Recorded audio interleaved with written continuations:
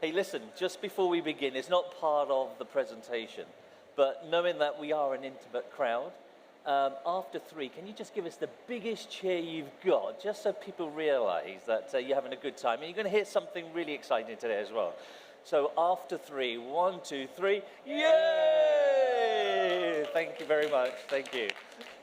Okay, so I've got also a declaration to make. We follow Arsenal Football Club. My co-founder and I, we are the guys behind MIMO.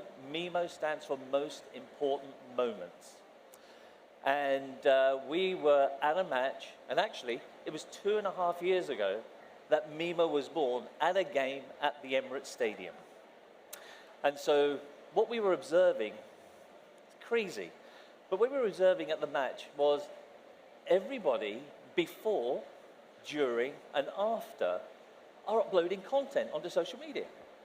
Great, you know, the club's media departments are, they're getting all the followers and they're trying to create an awareness. Players are, fans are uploading content as well. And when we were looking at what was going on, we thought, well, all of that content are moments. Those moments are important because people recorded them and uploaded them. And those moments have value, yeah? But if I've captured a moment, you've captured a moment, Jerry, you've captured a moment. If you've got something that I want, how do I find out? And that's the basis of MIMO. MIMO is a marketplace where people can exchange value, exchange those moments that you've captured on your mobile phones in the form of pictures, in the form of videos that you've uploaded onto social media. So rather than just upload content onto social media and have a community conversation, which is all goodness, TikTok, Instagram, Snapchat, YouTube, do it. But now there's an opportunity which we found is that actually there's a moment also then to monetize that content that's on social media. So when we were looking at it, we thought, well, is there something here? And what we're going to show you now is a little bit of the research of what we did to look at what was happening within football clubs, what was happening around the fan, and then where the opportunity for MIMO comes through. And MIMO stands for, oh, dude, this is audience participation here. Most important moments, okay, MIMO. So what we were then looking at was then to say, well, let's take a step back and have a look at football. There's a perception from our research which actually said that the football leagues, like the MLS, football associations, federations like CONCACAF, and you've got the football market and fans in the middle, there seems to be a little bit of a give and go. And guess what? The outcome is there a goal, but there is a perception from our research that says, actually, who's winning? And in the US, they call it the suits. So we're then thinking, okay, that seems to be the perception, not a great one, but let's have a look under the hood as to what's happening within football itself and within the industry. And so what we were finding was this diagram. And this diagram basically says there's a whole load of operational costs that are going on, and people want to shift from high running costs to low running costs to actually then extract value. And so from our research, what we were actually seeing was that there's initiatives and projects that sort of come. Now, you guys should sort of know this anyway, because we're all in the industry, but high running costs, the infrastructure, the people, the processes, people are trying in the clubs to reduce that cost of running the football club to make it more flexible. And it's spawning these kinds of projects, which is to sort of optimize how you buy your compute, your storage, your resources, etc. Then you've got applications running on those platforms.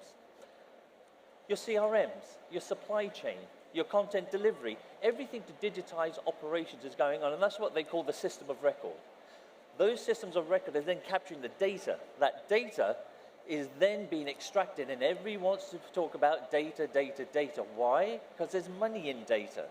And if you can then get an idea as to what are the patterns, you can then get insights and then extract value from it. And so you're looking at more personalization. We've heard a lot of it over the last 2 days. Immersive experiences, how to improve players, how to improve patterns, how to improve the club. And then at the top of it, you've got systems of experience. Everybody wants to reach out. Everybody now wants to have content in a way that it can be consumed when the consumer wants it. And there's a whole array of types of consumers that are out there. So that's what's going on within football from based upon our research. And so far, seems to be good revenue, merchandising, broadcasting, match day fees. You're getting a sort of a 5 to a 6.5% growth rate per annum. But there's some people in the industry that are actually saying, well, is this it? Is this enough? Is it good? Is it bad? And, you know, is this it? And so what we've then been looking at from that is then looking at what were football clubs and associations then doing thereafter. And what does everybody do? They think, let's go social media. Let's reach out to these people on the internet and start engaging with them. But what happens? It comes back still as sponsorship money. It comes back still as some sort of streaming service.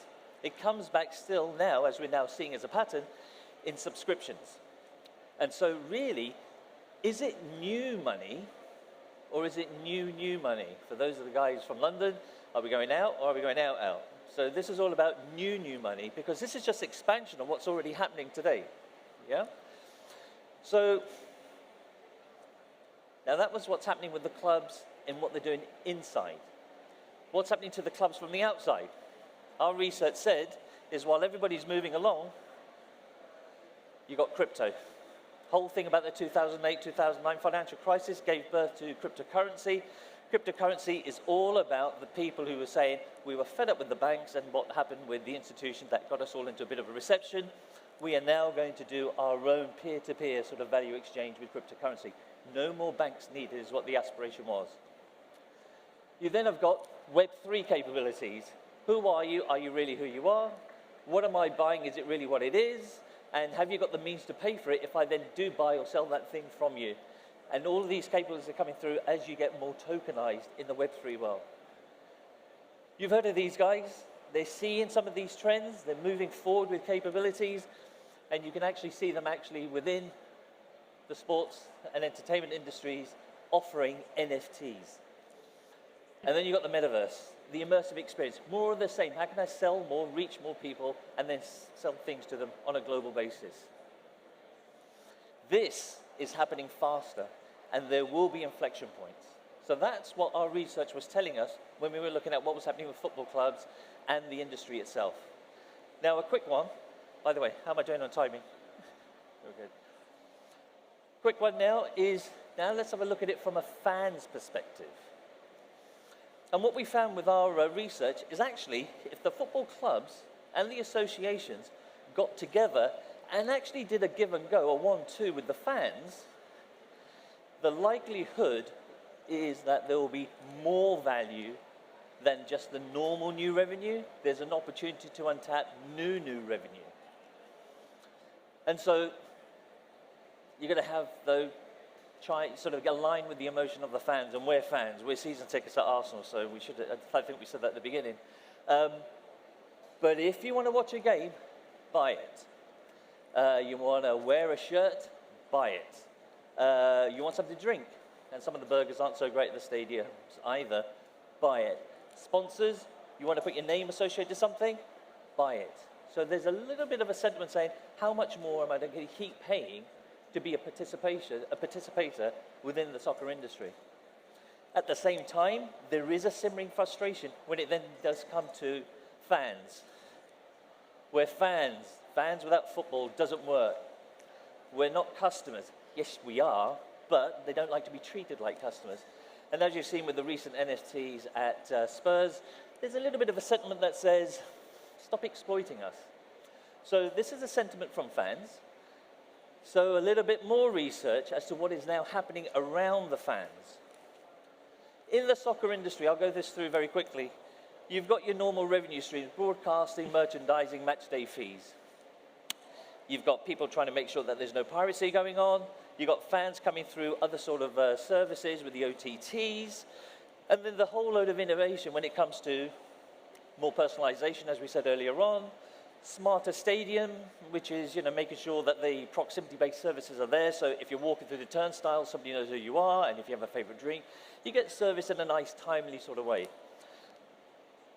Immersive experiences, metaverse, all happening, all goodness. And there's also this thing called NFTs. Anybody's heard of NFTs? Yeah. Okay, good. Yeah. Let's have a look at NFTs, because this is all happening around the fan as well. There's this thing called a crypto winter. Bitcoin is the basis of cryptocurrency and the manner in which it's traded. Volatility is high. It was nearly 100,000, went down to 20,000 per Bitcoin. It's now sitting around about 36. It's volatile. Banks, regulators, and central banks are thinking, is it something that we should be supervising? Is it something that we should be regulating? It's still up in the air a little bit. And remember, Bitcoin underpins NFTs. And then you've got CBDCs, central bank digital currencies. Bank of England, the Fed, the SEC, European Central Bank are all looking at digital currencies to make those dollars that we carry actually make them tokens in your wallet. So that's happening around the fan as well. Oops, let me just go back. Adoption, still pretty shallow and not very responsible, and knowing that ESG commitments are in play at the moment, there's a better way to making sure that you go on to a business model that generates new revenue. And then there's social media. What's happening? We as individuals want social currency. We want to participate in new ways of making money. We like bragging rights when we have something we want to show people. We all do that. And then at the same time, we've all got something that could be of value to somebody else. And that's where Web 2 comes in. This is what's happening with our fans today as well. You got 14.4 billion monthly active users on social media, generating 96 billion images on their phones, of which there are 6.64 billion around the world, every month, streaming 21 million hours worth of content. You know these platforms, we use them every day. They have shown that actually, if you've got a spare car, you can make some money from it. But we don't trust a random stranger with the car, we trust Uber. Taxi driver doesn't trust us, in case we don't pay for it, they trust Uber. So you've got these intermediaries that are making money from people who want to have a service and then actually consume a service. All of these companies have shown that there is value between the buy side and the sell side when you're trying to offer a service. Spotify, who would have thought a piracy place is now taking 70% of all revenue from content creators and then splits the 30% amongst all the ones that are being streamed. Nice business model. Is it fair? Don't know. So all of this is currently happening around the fans as we now see them. So MIMO fits in this gap. It's not an overlap, it's a gap. And what does that gap mean? It's all four of these dynamics work into it and then can actually create new revenue for all of the Web 2 companies, the NFTs, and the football clubs and associations in this model, because this is new. It's a gap in the marketplace. So then when we start looking at, well, what does MIMO do and how do we address that value and how do people incentivize themselves to participate? Simple access, it's got to be fan-friendly, easy to use, value to you. Web 2, very easy to use. But who's getting the value? The people in the middle. Web 3, it's all about decentralization and empowerment and power to the people. Remember, people didn't like people in the middle. That's what led to the crypto crash, the financial services crisis, and why cryptocurrency came through. Despite there being a business model tension in between, because this is about the middle, this is about power at the edge, MIMO fits here. And the way that we fit here is we really have that ability to actually work with the ecosystem of the fan, the player, and the club, and collaborate to create new value and really reach fans on a worldwide basis. And not just the football community, we're talking about everybody on social media. What's in it for the clubs? More money to distribute, because there is a problem. more free cash flow at a high GP because it's a very low hurdle to participate. Financial fair play. This helps the ratios and it's immune to the rights management. So that's the view now and the value for a football club. Transition. Thank you. Thank you, Palm. Everyone hear me okay? Perfect. So now that we've had a good insight from an industry market perspective, let's take it more to a micro level. So from a club's perspective. So using Arsenal as an example, you can tell we're Arsenal fans here. They can hold 60,000 fans within the Emirates Stadium, but they have a global fan audience of over 60 million. And how do they leverage that digital audience? It's mainly through social media. So Arsenal alone, they have 42 million followers on Facebook, 28 million followers on Instagram, 22 million followers on Twitter. But the model by which fans engage with clubs through social media, it's one-dimensional. They're engaged as a passive audience behind a screen as opposed to being, engaged as a fan per se. And what I mean by passive audience, I mean that they're capped by likes, shares, and comments on content. That's it. They're not an active member of the fan community, because for me, what defines a fan is somebody who has passion. And passion is defined by somebody who has commitment. Commitment is defined by a sense of belonging. So then how do you create a sense of belonging with fans? Through ownership. So obviously you've got physical ownership of assets like shirts, you've got ownership of tickets, season tickets, but what about ownership in a digital world? And we're not talking about NFTs here. We're talking about something much, much simpler, whereby clubs can utilize their single largest global audience, and that's quite simply social media. So, as I said beforehand, clubs engage with fans. It's typically one-dimensional. They share content with fans, and that's typically met by value indicators, which are capped at likes, shares, and comments. Now, this is a digital community. It's one-dimensional.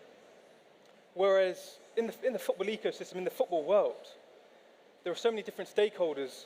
You get inefficiencies as a result of just engaging as a community. Let's illustrate this through a couple of examples. Inefficiency number one.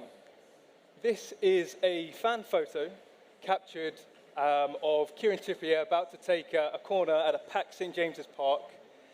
And it was picked up by another fan page.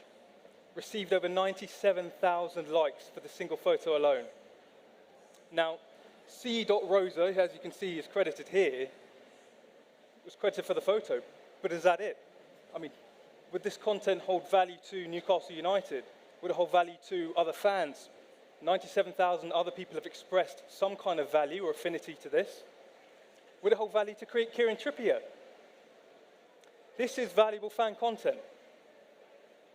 Inefficiency number two. Robbie, you might like this one, Arsenal. It's a video of Martin Odegaard gifting his shirt to an Arsenal fan at the end of a game. So I'll run it through here.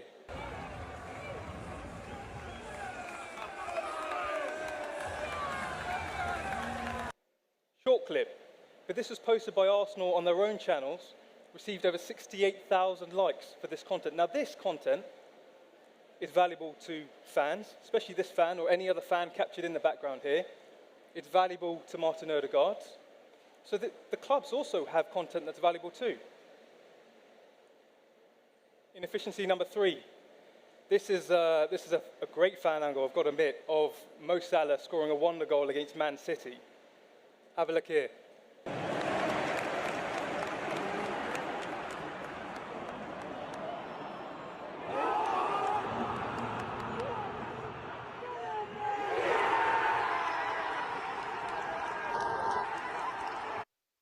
Boo. Joking. So this, again, was picked up, reposted by another fan page, received over 52,000 likes, but no credit, no value passed back to the original content creator. This content Again, it's valuable to other fans. You've got 52,000 people who've expressed some kind of value with this content. It's valuable to Mo Salah himself if he wants to capture different angles of his wonder goal. It's valuable to Liverpool Football Club if they want to publish this through their own channels. And then the final one, again, because we're Arsenal fans, inefficiency number 4. This is, again, a video, a fan angle video of the Arsenal fans singing behind Zinchenko as he's about to throw in a ball from the touchline. And they're all singing his chant.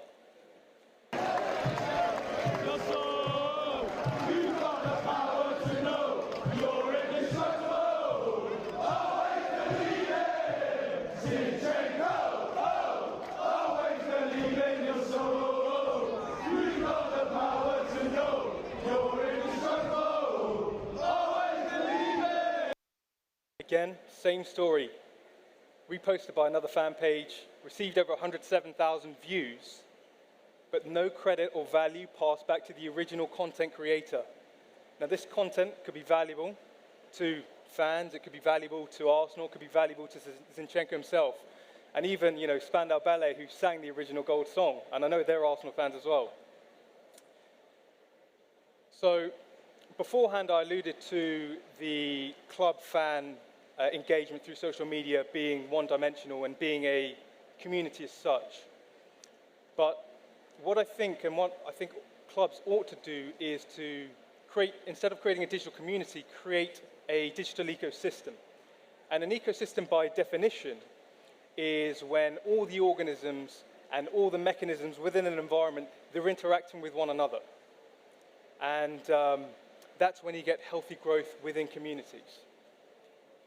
So translating that in football terms, what we're looking to do with the model that we've identified is promote better club-to-fan engagement, better fan-to-club engagement, better fan-to-fan engagement, and better fan-to-player engagement, whereby the value metrics are not just capped at likes, shares, and comments of content. It's expanded to now being content ownership and cash itself. So, when you create a flourishing and a thriving ecosystem, that's when communities grow, that's when organisms grow. Again, translating it in football terms, that's when revenues grow, that's when fan bases grow, that's when fans become more engaged. And this is what we mean by unlocking new revenue. And our research suggests that we have good cause to do so. We've been researching and analyzing social media users. And we found that a lot of them are actually willing to sell content. 92%, in fact, are likely to sell the content that they've captured on their phone. Equally, a lot of people are willing to buy content, and that's important. 63% are likely to buy content captured by somebody else, and that metric, it shoots up to 89% if that content then features themselves. Now, the beauty of what we're creating here is that we can not only grow a fan base, but actually expand that and grow the industry itself through the network effect and the capabilities that we have with our technology. And that's mapped out and indicated by that final stat there. People, if they can sell content, if they can buy content, they're more likely to take more photos, more likely to take more videos. And again, that encourages better engagement. So, as we approach the end of the presentation, the question was, the give and go with fans, is it the answer for a more equitable, is it the answer for a more inclusive, is it the answer for a more sustainable growth across the sports industry? And we think, yes it is. So in terms of next steps for us, we're conducting a number of streams of activities. The first is that we are conducting a number of controlled pilots with interested users, and they can register their interest at www.mimo.trade. In parallel, we're also engaging fan clubs, we're engaging leagues, we're engaging clubs to identify how they can adopt the MIMO model to drive better engagement with their fans, to drive a growth in new revenue. And if anybody's interested, please do reach out to myself or Palm, or email at info@mimo.trade. Ladies and gentlemen, thank you very much.